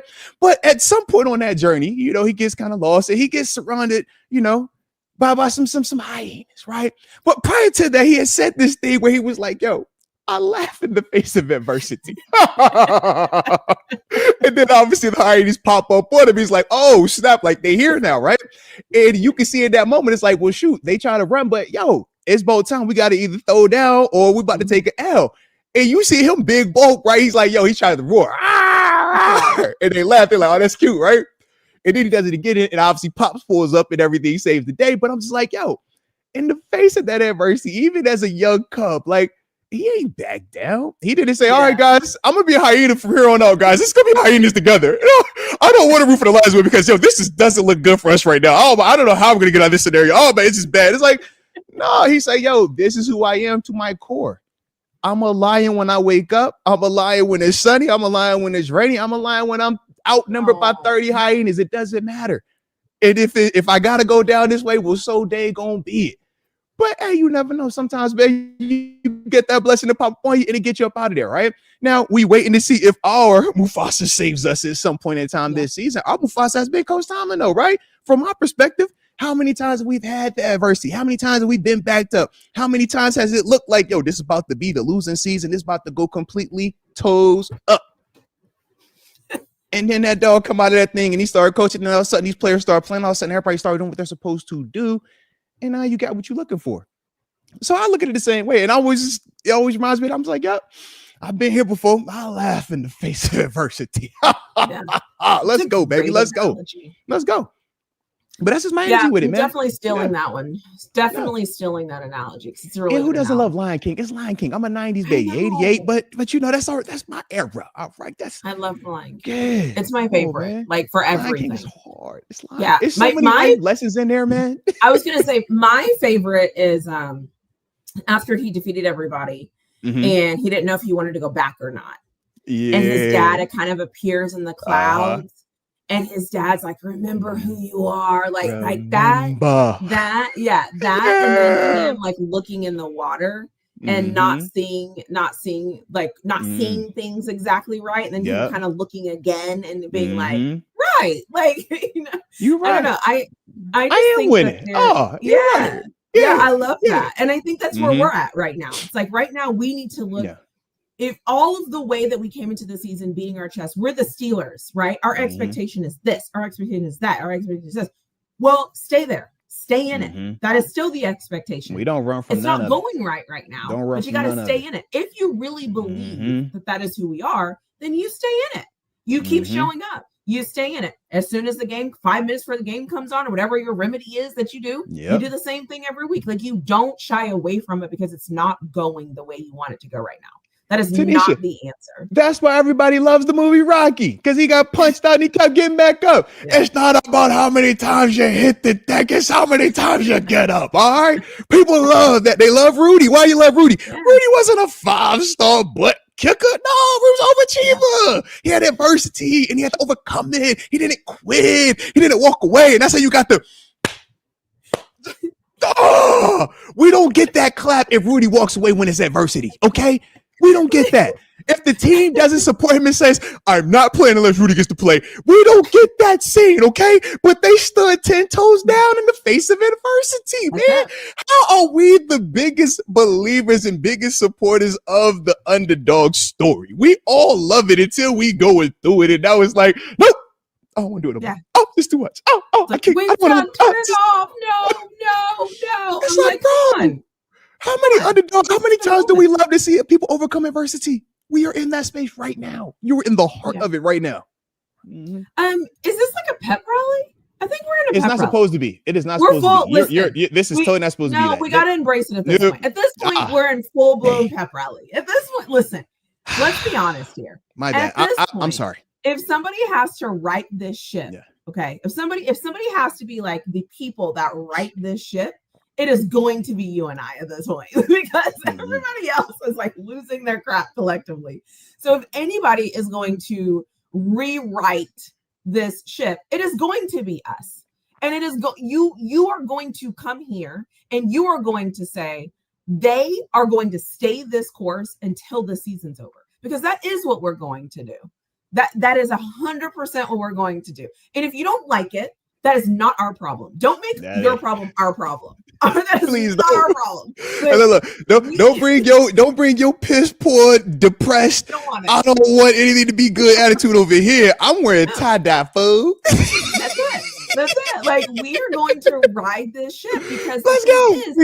That is what belief looks like.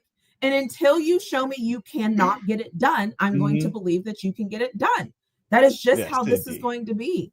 And so, and they have all the tools, all the weapons, all the experience, anything you could ask for, they have it all. So don't come here hoping and praying. Like, don't be in the comment section hoping and waiting for the moment where we're going to come back at the end of the season if you want that. When we give like a review of the year, that's different. We're not there. So stop waiting for it.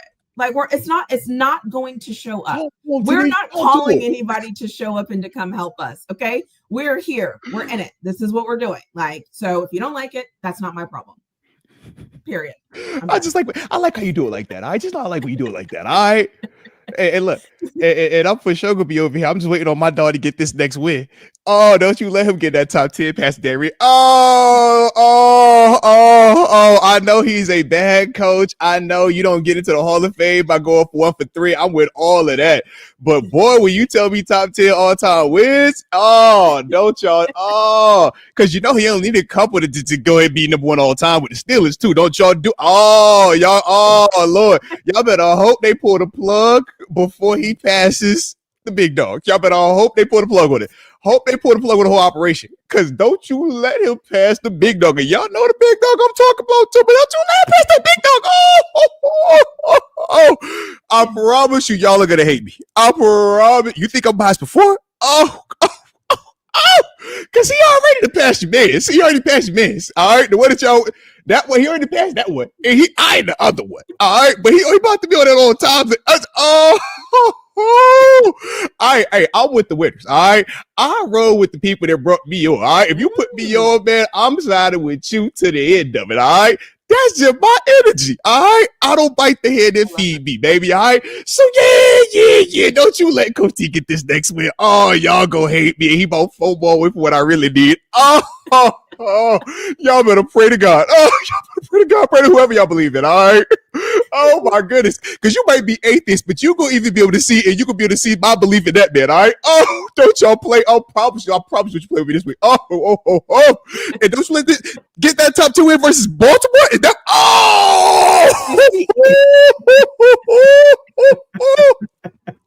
all right. Don't say I ain't warn you. Y'all thought I was biased. Don't say I ain't warn you. You know they pay me. All right. You heard me say they pay well. No, don't say I ain't warn you. All right. I'ma just T, sometimes you gotta lean into it. That's what they say. You gotta lean into it. Yeah. Okay. I'ma lean all the way into it. This, I'm just letting you know. Okay. I'm letting you know. Everybody hears it here today. All right. December 2nd, 2025. All right. 12:15 Eastern Standard Time PM. Okay, y'all know what I'm on. You know what I'm on. I need one more win. Realistic, I'm be already popping it. All right, but what you do? You know what? He about to catch your man's. All right, he done passed your favorite. He about to get your man's though. All right, just you know. I promise you all this. He don't know this. He don't know that. He suck at this. And I'm looking at them down, and I'm like, everything y'all say, kid, it will be used against you in the corner. I don't give a. I'm telling you now. All right, I'm top on it. Well, yeah, top. Just wait. Oh. I mean, the only question I have is, will you save it for like Tuesday, or are you gonna let it out on a Monday? It'll be out continuously. The same way people are so just like doom and gloom when it's a win or when it's a loss. They super duper gloom. Oh, I'm gonna be so heavy handed. I'm gonna just tell people, look, if y'all want that, don't even tune into my show. Don't just ahead of time. Let me do you a favor. It's gonna be video after video after video after video. All right. I might just work all. I might literally just. Hey, Mrs. Kia Tomlin. Shout out to you. Okay, I've already bought a ton of your Tomlin, the Tomlin quote T-shirts.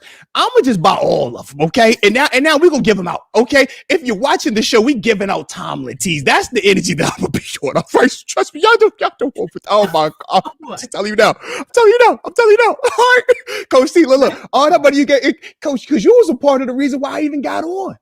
All right. I remember I had a coach that didn't even want to give me some opportunities, man. I came to you. You gave me chances, baby. You said, yo, I remember, man, you rushing in the 757, man. I'm going to watch you at GMU, baby. I know you've been playing inside linebacker with Mike Pettin and the Buffalo Bills. I know you can go to Cleveland. I know you can go to New England right now. But look, if you come here, take a chance with me, I got you. And my man ain't lied to me. He had me. So yeah, baby. I'm all the way back in the full. Your editing skills. Oh, I'm all the way back in the full. Oh my goodness, yeah. Look. But when that happened, I want to. It's gonna be like, it's gonna be crazy. All right, we might blow the budget just on that whole week alone. All right, just start out there. All right, I'm starting out. Y'all gonna hate me. I promise y'all gonna hate me. I promise y'all gonna hate me. Oh, I'll tell you now. It's all right. You better hope he get fired. You better find that man beforehand. You better fire this man beforehand. Oh my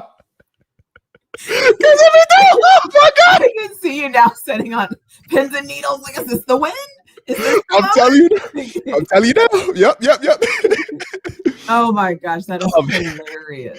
But shout out to Debo Savage, man. That is hilarious. I'll be thinking I'm joking, man. I be trying to be so reserved. Like, the hardest part is honestly trying to be like just fair about it and not like lean like that heavy. But it's like, oh yeah, bro, I'm tired of it. Go ahead, give me that historic. Well, because at this point, let's be honest though, because at this point it's gotten a little bit disrespectful. And there's levels, right? You can say whatever you want about me, whatever you want. That's cool.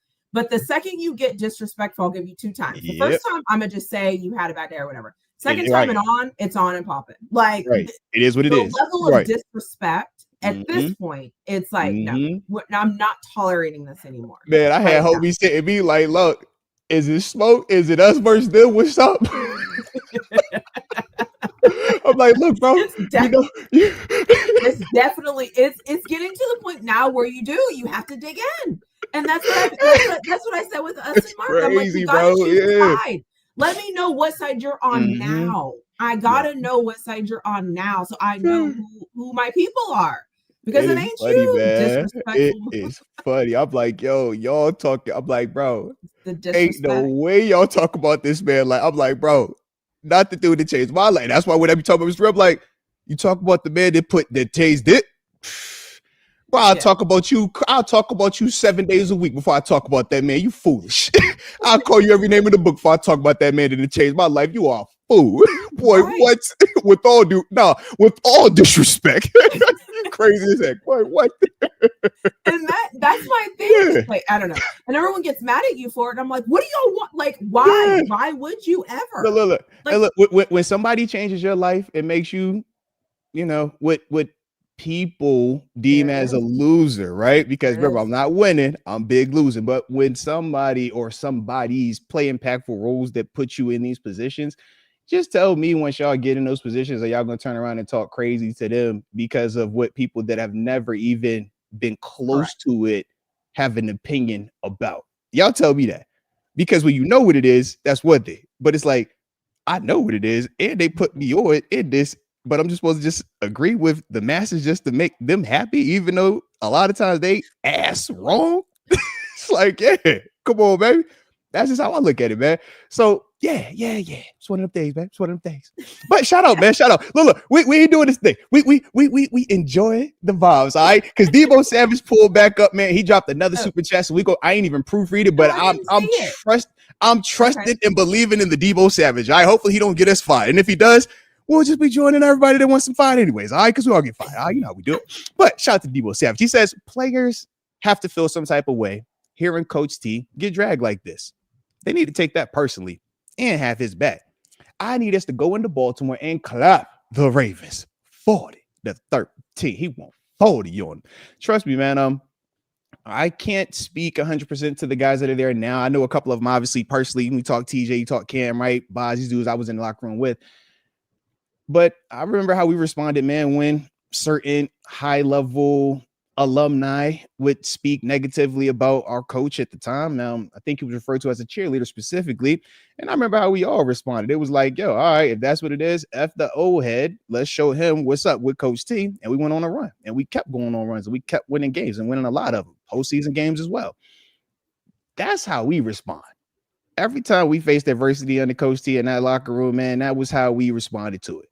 It's like, yo, when you hear people talk smack about Coach T, oh, he's this, he's that, he's not this, he's not that. And it's like, bro, you're a failure at your own life. You're not even close to what this man is, but yet you got this type of, you saying that, or he's the reason why you even in that position, but you say it. Yeah, that's when we lie again. That's when you ride for your mans even more. So I hope. It's trying to cut me off. I was being too positive right there. Don't you do that to me now. You were being positive. Okay, yeah. That wasn't the but it's like, yeah, but it's like, man, to me, it's like, yeah, if people go talk crazy about that, man, if you really ride with him and you love him the way that I love him, it's like, yeah, you gonna make sure your performance reflects that. That was how we made sure, because it's like, man, don't tell me that you're gonna ride with me, man, and you get out there, you freeze up when it's time. Nah, I ain't got time for that, man. But you're here for a reason. And that's the other part that Coach T is telling all them dudes there. Hey, man, remember when they told us Broderick couldn't do anything? Now everybody's over here panties in a bunch because Broderick is out for the season, huh? Right. How that works. Isn't that funny? It's crazy how that works. Yeah. So it's things like that, right? It's like, yo, man, this dude know how to respond, though. What does he say? He's like, yo, man, if you're in here, I got you here for a reason. If you are here, you are one of the best players in the world. In fact, one of the best 53 players in the world, because you're active. All right. You special. Well, I don't know, Moats. I think you should be like this more often. No, man. I'm chilling, man. I'm chilling. Like I said, I got tie-dye on. I'm happy. I woke up the snow. You feel me? I got shorts. So wifey looked at me and said, why you got shorts? I said, man, because I'm about to get done with this show. I'm gonna make me a snow angel. Okay. I'm gonna hop in the snow. That's what I'm finna go do. But I think it's a different perspective that I think that it's a harder stance to make. Like, your perspective is a harder perspective to have because you're going against what everybody else wants you to say. And I think I think that sometimes we don't see enough people that are willing to stand up and be like, I see what y'all are on. I'm not on that. And let me tell you why I'm not a on lot of that. people need the group. A lot of people feel comfort in the numbers. Right. When you've walked that journey, though, to get to, places that I've been, man, you realize you don't get here by fitting in. You get here by standing out. You don't follow the masses. You say what you feel and you mean what you say, but you say it with conviction because of your preparation. You speak with confidence because of what you've experienced, because of what you know and understand. So it's like, when I see it, I hear certain things being said, I'm like, I personally don't have that perspective. I personally don't share them feelings. So I will never come up here and act as if I do. And that's just my energy with it, man. But it's just like I said, it's a bad time right now, Steelers Nation, man. People are really just, they're getting uncomfortable. And when they get uncomfortable, man, people respond in unique ways, man. So hopefully we'll be able to come together though. No, they're getting disrespectful. Look, you see the positive, you see the positivity at the end. There's disrespect going on right now. Forget uncomfortable. There is disrespect going on right now. And I need more people. I can say whatever I want about Coach Tomlin. But I don't have a connection with him. I have a connection with him because he's the coach of my football team for as long as I can remember, honestly. I remember both when Bill Cowher was here, but he has been the coach for so long. Yeah. And I think that so many times we don't defend the people that we think don't need defending because he's got it. And yes, he does. But it never hurts when somebody comes out and defends your honor and defends who you are as a human, as a man, as an individual. And it's like, yeah, listen, I think we need more people like you that are willing to say, yeah, I see all that. I don't give a damn. You know why? This is my coach. I'm riding with my coach. I'm on his side. We're going to ride this till the wheels fall off. And they're going to get this taken care of. And if they don't, let's have a conversation later. But right now, we're not having that conversation. Hey, look. We're in it. It's all good. It's all good. It's all good. It's all good.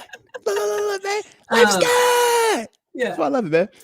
So I do want to know something. Or would you show up in the hoodie? Remember the hoodie story that you told us? Oh, so look. Moats. Would you show up as hoodie Moats after it happens? So once again, the reason why most people would never see hoodie Moats is largely due to Coach Tomlin, largely due to Mr. Rooney, Omar Khan, Kevin Colbert. Shout out to my dog Samir as well. Right, these are all the front office execs that saw enough in Arthur Moats to say, you know what, we no longer want that gentleman with that hoodie. Yo, we want to make sure that he puts some stuff that can show off, all these little accessories that he's able to afford now because of us. So. After that, I was like, you know what? I buried the hoodies. I try to stay away from it. You know what I mean? And that's why I stay positive. Even last show, I was thinking to myself, I'm like, as fun as it was to compare him, that just super petty, piss poor mentality. I was mimicking the fan mentality from my perspective. That's what I was trying to accomplish last week. Hopefully, y'all could understand. The comment section actually did reflect. It was like, yo, I see what you almost. I like that. Got it. Yeah, that was very hard for a guy like me. All right, because I don't operate like that. When I tell you. I only see W's. That's how I operate through life. It's like, yo, it's a win. I don't see how it could be a loss. It's like, yo, it's a win. Whatever, it's a win. That's just me. You know what I mean? So to me, that's how I look at this thing, man. So I can't go back to that vibe because at that moment, that was me in adversity. In that moment, that was me at professionally, what I would say one of my lowest moments because I had just left a shore situation. And instead of going to another more shore situation, I went with don't live in your fears. Let's take a chance, right? Fair. But I'm also doing this with the personal context of a wife that we got one baby, just had a newborn, and she didn't get pregnant with what? But a year later, it's like, hey, bro, that's a lot of pressure. Where you like, are we sure this is about the right decision? Because you got responsibilities, plural now, man. So yeah, man, it was a go. And early on, man, I remember having that issue of like, bro, I'm hot because I'm grinding, I'm working. And it's like, yo, you ain't getting opportunities, man. Is this the right decision? Do you talk crazy about the guys that are playing in front of you, even though you feel like you're better or just as good, however you want to perceive it? It's like, man, but you could be a team player, you could rock with it, or you could be a cancer. You could say, hey, man, I'm better than this, or we lost. That ain't on me. That's on y'all, right? Be one of those dudes. Nah, that wasn't me, though. I stuck with it, stayed down, and I literally remember, man, like it was yesterday, RP to moms, but we in Charlotte, North Carolina. We about to play the Carolina Panthers. And she looking at me like, baby, why are you about to leave lunch with me early to go study some more when you ain't even been playing this year? I'm like, babe, what if I get a chance? Yeah. What if? And you look in that game, Jarvis Jones breaks his wrist, man. I get the whole second half, change my life, man. Go out there, make a sack, make some plays. Before you know it, I'm starting. We bring back Debo. Shout out to Debo. Run him back. Say, hey, Debo, come on, man, get another chance, man. Played 4 years with my dog, man. Ran with it, right? But I'm like, yo, if I'm not studying, I'm not locked in. If I'm not, even with the hoodie on, even with me being pissed, if I'm not still, yo, lock in, bro. Still do your basic things, right? You still prepare the way you're supposed to prepare. I don't get this chance. We're never here. And the views aren't what the views are. But because this is all I know, it's grind. This is all I know. We don't seek comfort. We don't look for handouts. I'm not looking for anybody to make me feel better. When I want to make myself feel better, I change the climate. I up it. You feel me? So that's just the mindset that we operate with, or that I've operated with. So yeah, that's why, like I said, last week was rough. That hoodie was even just the negative. It's like, yo, I don't do that. I don't, because I'm like, I'll win. What Drake say? All I see is M's and W's. All right. It's like his bathroom. It's just M's and W's. All I see, baby. That's all I'm seeing. All right. I don't care about anything else, man. So yeah, that's how we operate. So yeah, that was tough. So you ain't gonna see the hoodie for me, man. I'm here. So chat, there you go. There's the answer to your question, chat. Yeah. The other thing is, somebody asked, so are all the other former players negative, not real fans?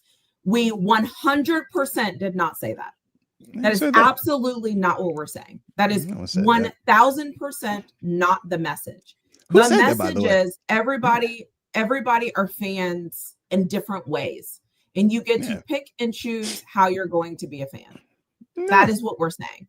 You can pick and choose whatever you want to choose on how you want to be a fan. I don't get to tell you how to be a fan. All I can tell you is how I'm a fan. And what I think you should be when you're a fan of somebody. But I can't tell anybody how to be.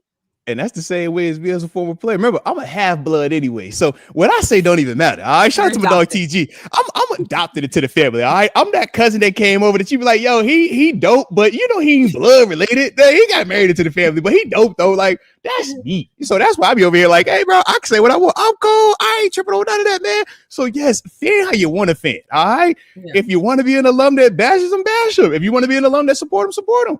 I always just think of what I felt personally. And I know how I felt when I've had former players talk crazy about my performance and how it made me feel in our relationship. And then I think about the relationship that I have with former players that talked in a positive manner towards me and that supported me. And I think of our relationships. And even with media, I think of the media people that I have great relationships with that were supportive of me, even when my play wasn't necessarily or the most productive. It was still fair. It was just. And we still maintain great relationships to this day. And I think of the ones that weren't fair, that weren't just, that took different perspectives in terms of how they would communicate. It's like, man, I know how that made me feel personally. Why would I want to put that on somebody else? I would much rather be the change, right? If I want more positivity in the world, if I want more people to see the world the way that I see it, glass half full, it's like, dude, I'm going to put that out there. So that's why when I speak on the team, even when I'm criticizing them, I critique performance, not player, right? You're not going to attack an individual, a human, for what they're doing, because Patrick Queen is a person. But we could talk about him on the field in terms of what he's playing like, and that's a different thing. You separate the two. But when it's mucked up, when it starts to, hey, I'm shooting at you as an individual, that's when the message gets lost. That's when the relationship gets damaged, and that's when it becomes awkward. And who wants that? Nobody. It's not fun. Like, when we all want the same thing. Like, when we all want the same thing. Apparently. We all want to win. We all want to win. So what brings us closer to winning? Right. What brings us closer to winning? That's my thing. Yep. Yeah. It's like, how are we helping? How are we helping? What can we do to help? As a fan, like, what is something you can do as a fan? I never mind when people are frustrated and they voice their frustration. I got it. My thing is when you consistently say the same thing over and over, change the messaging. Like, that message ain't hitting. Like, change it. But I get it. And I get it. And I can disagree with it. I think that's the other part. It's like, I don't have to like everything that anybody says, and nobody you has don't to gotta like take it personal, right? That's the thing. It's like we don't carry it with us. It's like you can still see people and be respectful and have fun with them, but it's like, yo, we just don't agree together. Like, you know how many people I still kick with that? I'm like, yo, we just don't agree on that. But it's like, all right, cool, bro, you still my man, but I just don't agree with you on that, bro. Like, I guess, TaNeisha, I'm sure me and you don't agree with certain things. And it's like, yo, we still talk, we still have a great time, we still enjoy each other. But it's like, I agree with everything that you say. No. Everything except one thing. I do know one thing that we have a disagreement on, and I actually remember this one. I actually remember this one really well. A PBU is not a good play. It needs to be an interception. I love it. That is not the context. See? Here you go, stating one little sliver of the conversation. That is not the context. But you know what? You saying that is cute and everything, but that is not the context of how that is not. That's cute and everything. Oh, that's cute. That's cute. Yeah, all of that is cute and everything, but it's not. Let's go. If you know, you let's know. Let's go. If you know, you know. No. That's I can tell you. Oh, somebody said I was glowing today. Thank you. Oh, all right. There it is. Shout out. Also, I do think a PBU is a good play. I don't think it's a good play if it hits your hands consistently and you don't catch it. I'm with you. Hey, look, catch the ones they throw to you, all right?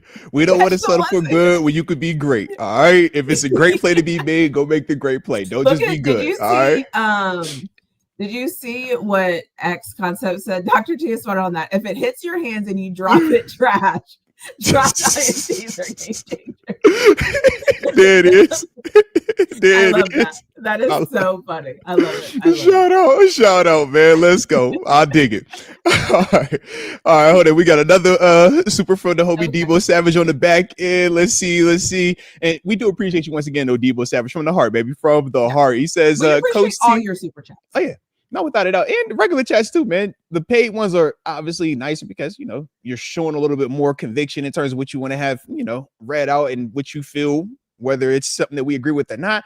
But even in the regular comments, man, we do appreciate y'all, man. Because like you said. Well, no, I was talking about specifically his super chat. He knows some of the things that he has super chatted. So my bad. Respect. All right. But the Debo Savage says, Coach T ain't no PR guy. He could give a dang what's said. But once narratives spin out, the pressure once narratives spin out, the pressure hits ownership, the locker room, free agents. Your point of view is needed in Steelers Nation beyond YouTube, in my opinion. Man, Debo, why you being all nice, Debo? You throwing me off, man. You ain't supposed to be talking like that, man. No, I don't want it. No, stop that. That's no, you don't do that, Debo. You're messing me up today, bro. That's not the vibe right now. All right. I like what you're doing, though. All right. I like what you're doing. And I understand what you're saying, though, because yes, to a degree, you are very accurate because, and this is what I have to remind myself sometimes, even like in the content space, right? It's so easy to focus on the one negative that stands out versus all of the love, right? You're like, yo, channel can have, you know, X amount of subscribers, and it's like, man, all it takes is one person to say something negative, and it kind of like stands out. But it's like you got all these other thousands that don't think like that. They think you big up. They think you winning, right? So when I think of, you know, this scenario, it's kind of the same thing. It's like, yeah, if Coach T, you know, never fights for himself because he doesn't need to, but you only hear all this negative. Yeah, if you're a person that doesn't have that relationship, you might fall into that trap of believing it. Man, maybe that is accurate. But to me, it's just one of the things where I'm like, yo, Coach T, like, I feel like, man, if you are a true football guy, you see what that is. You know what that is. And you've heard so many stories from dudes like myself that have shared in that locker room space with him, whether it was for one game or if you were fortunate to play for 4 years for him or even have a relationship like I've had where I've known this dude for going back to 2010, 2009. It's like, dude, that's a long time. So it's like when you build those relationships, when you know people, man, it's like, yeah, you have a certain level of trust, certain level of confidence. And I feel like league wide, regardless of what fans try to paint, there is still a strong belief in that man. And I get it, man. I can come up here and do the whole fight the fight, right? Do it over and over because that's, you know, what Debo Savage is saying. Like, yo, man, that is needed. It is needed. But to me, to the ones that matter, I don't think it is. I think for the ones to me that don't matter, with all due respect, the ones that don't matter are the ones that have all this negative, this vitriol, the ones that act like, they have revisionist history at times. It's like, cool.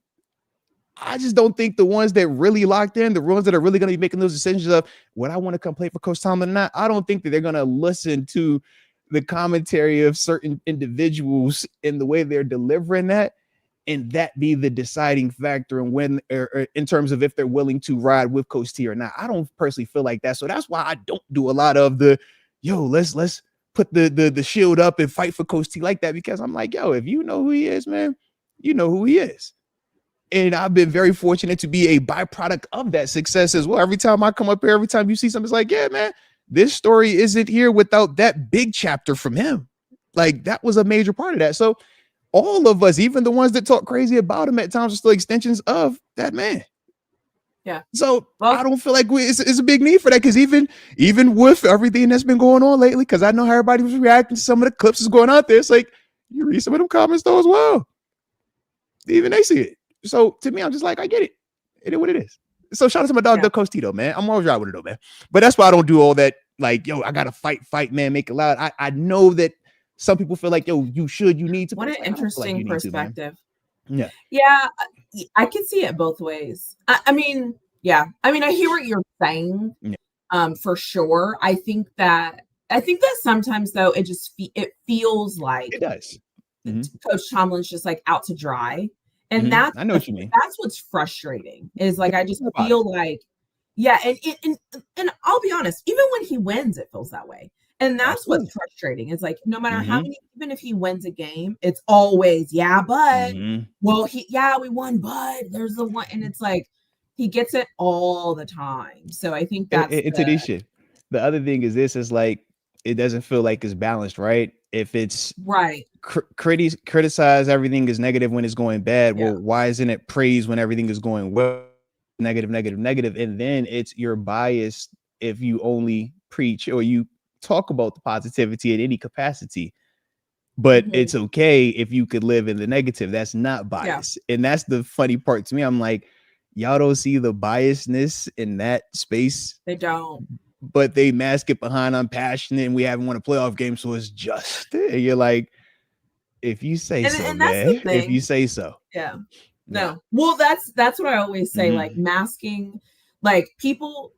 The one thing I learned going through school for 97,000 years is people are people. They don't change. No matter how they try to mask it or hide it, they're still people. It's still the same context. Fear still speaks louder than anything ever. Confidence still speaks louder than anything else. And in a lot of ways, silence speaks louder than a lot of things too. And I think, though, unless you are able to stay still and listen, you'll never hear it and you'll never see it. And everybody has the same skill set. And I think that's the difference, right? Like, I can never teach somebody how to research the amount of things that I research, because you would have to understand the why, the basis, how to feel, how to not get frustrated, how to stay in it, how to not get it maybe today, tomorrow, next week, but the week after. Not everybody knows what that feels like. And so I can never. So instead, I hear your fear. I see your fear. I see your frustration. You want to know why? Because I've been there. I just reacted differently. And I think that's the difference. But again, if no one's ever experienced something like that, you can never understand it. Yeah. It's like telling somebody about childbirth that's never been in a child delivery room. Like, you can never understand it. Because you haven't been in there. You actually don't know what it's like. So anyways, like, I could go on and on about this tangent, but I just think that, and I think that's, if I'm honest, I think that's why people get frustrated with us, because we've seen and been to so many things that we're not going to get rattled. It's not going to happen. I'm never going to be you. I'm not. It's because you got a PhD. You're like an elite person, you know? And it's like the confidence, the thought process, all of the things that I am, it's never going to be negative, because I didn't get here today by being that way. So I'm not going to whine, bitch, and complain, because I never would be anywhere if I did that. And I'm just different. And I get, it wasn't a conference call. Not everybody understands my mission, but it is what it is. And so I get that you don't get it, but it's not my job to make you get it. So Yeah, it's it's like, not. It's I can definitely try. not. Yeah. Yeah. It's like, I can try, but it's like, and I think that's what they're saying with you is like, Yeah. like, so that's why it's like, I get it, you know, it's like, I get that want for you to say something, but for you, you are who you are, and that speaks. Yeah. Mm-hmm. Just because you can't hear it, I can't help you hear it. Yeah. I can't. Yeah. I mean, And you've heard me even reiterated over these past couple weeks. I'm for sure not about to be over here trying to make you understand. No. Yeah. And I You think either that's go the get it or tricky you not. part. Yeah, you either get it or Right. you don't. And if you don't, cool. If you do, great. But if you don't, cool. All right, it's still cool. You still cool with me. I still like y'all. I like everybody. All right, I promise I do. I told you, I'm wearing tie dye. I'm happy. Okay. So yeah. Stop with the tie dye. So we're tie dye. I'm happy. You can't be that. You can't be unhappy and tie dye. I got tie dye. I got happy. All right, I got colors on. I curled my hair today. I'm totally fine. Happy. It's All so right. funny. Let's go. All right. So shoot, man. Before I thought he was about to get up out of here. We had a couple of other supers and accessories that popped in. So let me get those real quick. We call them accessories, right? Because little things start just popping up over here. Is this from AJ Martinez? Shout out to the homie AJ Martinez. Says everybody love everybody. Love, respect, blessings. Oh man, shout out to you, AJ. And I know you always showing love, man. Let's do it, man. I love what it. They say, you gotta spread love. It's the Brooklyn way. Y'all know what it is, man. Biggie Smalls told us that one. Brobarian, shout out to the Brobarian, man. Mr. ODU, Mr. Sim 57 doing your thing, baby. All right. But he says, I am wondering, how would MVS, Marquez Valdez-Scantling, look in our offense? Trust me, man. I would love for him to get opportunity sooner rather than later, based just on the fact that we haven't had anybody consistently separate with production from the wide receiver space. We need assistance. We need help, whether we're talking about MVS, whether help is somebody stepping up and becoming more consistent, or if it's signing an outside free agent. But I'm under the belief of you leave no stone unturned. And if he's on this roster, he is somebody that the Steelers do feel can help them. Now, what I don't know is how conditioned he is, how healthy he is, how quickly he's picked up the playbook. I don't know that stuff just yet, because that's typically why players don't just sign and then get right onto the active. Some dudes, man, it's like, oh, he's coming, he's ready to go, right? Kyle Duggar, man, we were to pick him up, ready to go. Asante Samuel took a little bit of time, but he even got out there this past week. Now, part of that was due to Darius Slade not playing, right? Being a healthy scratch. But even, just taking it to another team, Gabe Davis, we talked about him. He's been signed in Buffalo for, multiple weeks. This is only, I think, his second game that he's played up there, though, because he was also in a similar situation as MVS on the P squad, getting back into game shape, getting up to speed on everything. So I don't know how much longer we have to wait on that. I hope that we get a chance to see him this week, because I do think that just another big proven presence can have an impact, even if it's not a consistent, productive player just yet. That's MVS. The same way you could type MVS and we all know MVS, that's the same way as a defender, that's MVS. Hits a little bit different than Calvin or Roman, with all due respect to those guys, or even when it's Ben Skronik. It's like, yo, man, you can put these guys out here and that's cool. Not saying they can't make plays. They've all made plays at various points in times for us. But the level of respect that they will garner compared to an MVS just being out there, it does, from my perspective, hit a little bit different. So I would like to see MVS get out there sooner rather than later. How you feel? I didn't mean to cut you off. I was rapping. I apologize. I was rapping. I'm sure I was rapping. I was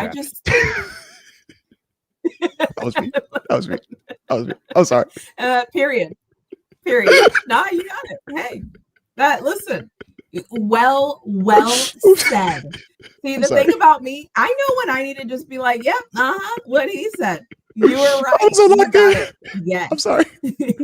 I ain't mean to get locked in like that. I low key definitely got locked in right there. I'm just like, bro, you really rapping right now, bro. You gotta stop. She's on the show too. Hey, like, I apologize. Well said. No, okay. No, you did that. I love that. So you know what? AJ Martinez is also spinning the block, and he simply says, winning is the business. Anything else just isn't. Very philosophical. I love it. Okay. I love it. What she said. He also spun the block, man, was being a awesome person, man, paying it forward, being a rock star at life, gifting an upper room membership too. I wonder Shout who out to you, got it. AJ. I wish that we could see who got it. I We can't know. see it on our end. On YouTube, you can, but the StreamYard, yeah, we don't get that. But whoever that individual is, welcome to the upper room. Yes, indeed. Yes, indeed. Like I said, man, one of these days I'm gonna be a good person. No, and I was have just like, gonna say you need to go make snow angels in the thing. Have your wife record you, and then every time somebody makes it in, you play. Yes, indeed. Snow angel. Yes, indeed. Hey. You to put me on this up. All right. Don't be surprised when y'all see me out there with this tie-dye shirt on. All right. I got tie-dye on. Yeah, I heard me. I got tie-dye, so I'm happy. I can't be wrong with tie-dye. Remember that. All right. And then we have the Debo Savage, man, also pulling up on the back end before we completely get up out of here. All right. And he says, dang, I said no more super chats. But I think from the outside point of view, people view they've helped push for Matt Canada to get fired. I think the fans really think they can push him out. That's respectable. And I definitely get that perspective on it. And that is something that I have had people reach out and communicate that. And they're like, yeah, man, when it starts getting loud, it can get weird. When it starts getting loud, people can act irrationally just to appease the masses, even though we would all agree that the masses, in terms of decision making, their track record isn't the best. If we would really just go and make every decision that every loud person on social media suggested, the Steelers would have been bad. They would have been moved. We wouldn't even have a team in Pittsburgh, realistically, right? That would have been like 10 years ago. So I get that. I get it. I do. It's just hard though, man. It's so hard because people, then the hating sound be loud, man. The haters, they like to make a lot of noise. And that's why it's like, bro, you can spend a lot of time fighting with the haters, pushing back on the haters, or the haters can just keep watching you win. How long has Coach Tomlin been here?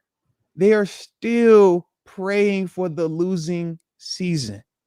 They still have transitioned from, because we can't hate on him because he doesn't lose, let's try to minimize him being a winner. Only losers look at a winning stat as a negative. So every time his winning record and the non-losing seasons and all the wins he's accumulated continue to pop up and people get pissed off, they get annoyed, they get upset, just think about what that's saying about you. A guy that has won at a level that nobody in the history of has won the way that he continues to consistently win, regardless of the variables. And oddly enough, he's a defensive-minded coach. So when he's had depoys, he's won. He's never had any offensive MVPs, though, right? If I remember correctly, not while he was coaching them. But it's like, man, even with that, you mean to tell me he still has found a way to win with his archaic approach, with this defensive first approach? It still works. Even all these years later, even with all these different pieces. So to me, it's like, man, let the people that want to holler, let them holler. They've been hollering for a long time. You feel me? It's a long time. So it's like, hey, look, man, the same way people were hollering for Brady, it was like, yo, Brady's going to fall off. They hollered for that for years. Okay? Yeah. I lived it. I was in Buffalo. I played it twice here for 4 years. I know what that is. Even came to Pittsburgh, played it twice. He was like, yo, I know what that is. They was called every year. It's done. It wasn't done until he said, what? All right, bro, now I feel like retiring. And now I'm going to do commentating. That's when it was done. Okay? So when I look at this, I'm like, yo, let the folk holler as much as they want to holler. Because, hey, man, if it don't, when they thought Brady was completely washed, what did he do? He went to Tampa and won another one there. When they thought Andy Reid was washed in Philly, he went to Kansas City, won one there. When they thought Pete Carroll couldn't get it done in New England, he went to USC, and then he left USC and went to Seattle and did it again. Trust me, baby, when you know what that is, you don't care what it is. You don't care where it is. Don't matter. So it could be black and gold, and we can keep rocking it to black and gold and do it that way and win, or it could be somewhere else and we with it. I do not care. I don't. So it's like, man, Matt Canada, I wasn't a Matt Canada guy. I respect Matt Canada because he has ascended, or he was able to ascend to the level that not a lot of people ever get a chance to do. So for him as a life's work, it's like, dude, you accomplished a whole heck of a lot from my perspective, but that's me, So that's why it's like, man, fans can say what they want, man. If they feel like, yo, them being loud is going to get Coach T pushed out, hey, I hope they get everything they wish for. That's Straight it. like that. I hope they get everything they wish for. So, other than that, though, man, everything was good. So, I think we have completely wrapped up all supers. I think we've completely knocked out everything we needed to do. TaNeisha, do you have anything else on the back end of you? Because I'm just over here just vibed out right now. I guess I got tired of you. You know me. Listen, all of it. Like I'm just at this point, this is your show. I'm just your fan because this, like, I am just exactly. Like I'm just here to cheer you on at this point, right? I am just the woman. I apologize, guys. No, you apologize. No, shout out to Rob. Just showing you love. He's dropping your emojis up here, okay? Rashawn dropping your emojis as well. All right, so there we go. All right, it's love in the building, okay? All right, it's us. No, it's us. All right, I was rapping. I'll be rapping on occasion. I think I'm sorry. Great. And the one thing though that and I mean this like in the best way possible. It's like I think what happens is sometimes you do have to kind of know your place, right? And even if it's you doing what you need to do and saying what you need to say, like I think you saying it, people don't need to hear from me. I'm a fan just like them. But I think when you say it, it's like, exactly, it just makes the point. And I think so many times in life, we always want to be the loudest. And we always want to be the one saying it and the one making the point and the one typing the most and the one being the most loudest to say anything. My silent support of you and sitting here nodding my head to me means more to me than me just picking back off everything that you said. Like, I agree with you. And I think that you're 100% spot on. And part of a partnership and doing the show together is if I disagree with you, I'll disagree with you. But when I don't, sometimes my role is to say, yeah, like 100% what he said, like, and let you lead it because I agree. And it doesn't matter. I could, like, I don't have to come behind you and say the exact same things that you just said. I agree.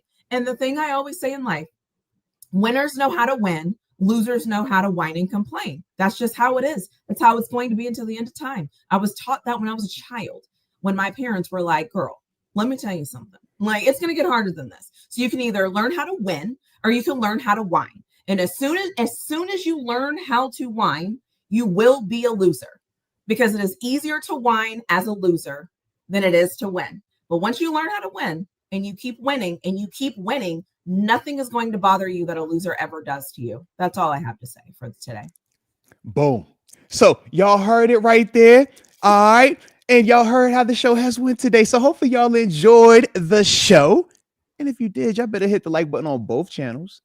Better subscribe on both channels. She for sure will be in the comment section. I'm gonna just like everything y'all say. I'm telling you off rip, I'm hearting everything, okay? So y'all heard it and join both memberships as well. Her link is in here as well. And y'all already know my link as well, all right? But with that being the case, y'all stay safe out there. Y'all enjoy yourselves. And y'all know we're gonna be right back out here tomorrow night for our victory formation. Because we always win it. So with that being the case, we appreciate y'all. Y'all stay safe and until next time, baby. Peace. Bye.